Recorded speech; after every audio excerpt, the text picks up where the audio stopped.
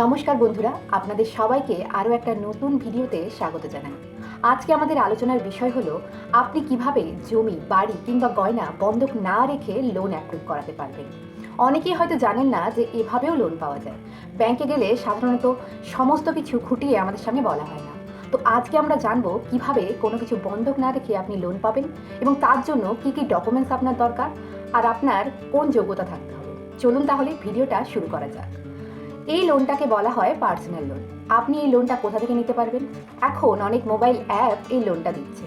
এমনকি আপনি আপনার আশেপাশে যে কোনো ব্যাংক, যেমন এসবিআই, এইচডিএফসি, আইসিআইসিআই, এই সব ব্যাংক থেকে খোঁজ নিতে পারেন। এরাও কিন্তু পার্সোনাল লোন দিয়ে থাকে। এর জন্য আপনার কী কী ডকুমেন্টস দরকার হবে? আপনার কাছে অবশ্যই আধার এবং প্যান কার্ড থাকতে হবে এবং যে ব্যাংক থেকে আপনি লোনটা নেবেন সেই ব্যাংকের স্টেটমেন্ট থাকতে হবে। আর আপনার কাছে একটা স্টেবল জব থাকতে হবে। এবার অনেকের মনে প্রশ্ন আসতে পারে যে আমরা তো বিজনেস করি, তাহলে আমরা কিভাবে লোনটা পাবো? তো আপনাদের জিএসটির একটা ডকুমেন্টস হয়, ওটা ভেরিফাই করাতে হবে এবং আপনাদের একটা ইনকাম সার্টিফিকেট দরকার হবে। ব্যাংক কিন্তু সিভিল স্কোরের ওপরেও অনেকটা নির্ভর করে লোন অ্যাপ্রুভ করায়। আপনার সিভিল স্কোর যদি ভালো হয়ে থাকে, 750 বা তার বেশি যদি হয়ে থাকে, তাহলে আপনি খুব তাড়াতাড়ি ব্যাংকে লোন অ্যাপ্রুভ করাতে পারবেন। এবার অনেকের হয়তো তার থেকে কম আছে, সেই ক্ষেত্রে কি হবে? হয়তো আপনার ইন্টারেস্ট রেটটা মানে সুদের হারটা একটু বেশি থাকবে এবং যে লোনের অ্যামাউন্ট হয়তো কিছুটা কমে যেতে পারে। তো এই পার্সোনাল লোনে আমরা টাকা লোন নিতে পারবো? ন্যূনতম 50,000 থেকে আপ টু 10 লাখ বা তার বেশিও অ্যাপ্রুভ করা যায়, কিন্তু সেটা আপনার জব স্টেবিলিটি, আপনার ইএমআই আপনি কতটা দিতে পারবেন সেই অনুযায়ী কিন্তু আপনার ইনকাম থেকে কিন্তু সেটা ব্যাংক অ্যাপ্রুভ করায় এবং সেই অ্যামাউন্টটা আপনি ঠিক কতটা পেতে পারেন সেটা আপনার ব্যাংকে গিয়ে আপনি কনফার্ম হতে পারবেন। তো এবার আসি কিছু ভুলের কথায়, যে ভুলগুলো অনেকেই মানুষ করে থাকে। ধরুন আপনার ইনকাম যতটা, তার অনুযায়ী একটা ইএমআই রেট পড়বে এবং সমস্ত ব্যাংকে ইএমআই রেট সেম নয়।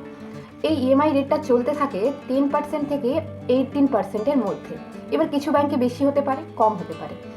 আর এই রেট অনুযায়ী আপনি যে ইএমআইটা দিতে পারবেন, অবভিয়াসলি সেটাই নেবেন, তার থেকে বেশি নেবেন না।